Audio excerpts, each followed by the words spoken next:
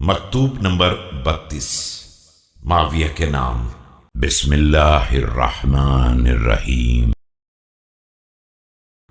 وأرضيت جيلا من الناس كثيرا خدعتهم بغيك وألقيتهم في موج بحرك تغشاهم الظلمات وتتلاطم بهم الشبهات فجاروا عن وجهتهم ونكسوا على أعقابهم۔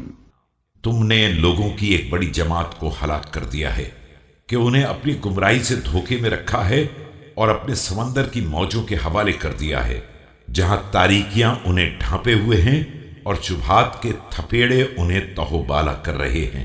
نتیجہ یہ ہوا کہ وہ راہ حق سے ہٹ گئے۔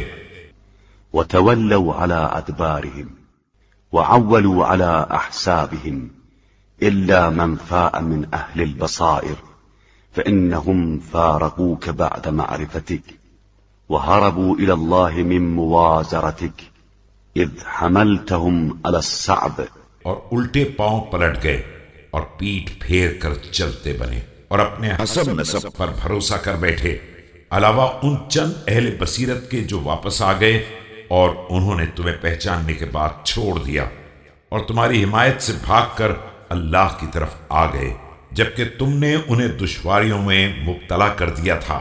وعدلت بهم عن القصد فاتق الله يا معاوية في نفسك وجاذب الشيطان قيادك فإن الدنيا منقطعة عنك والآخرة قريبة منك والسلام۔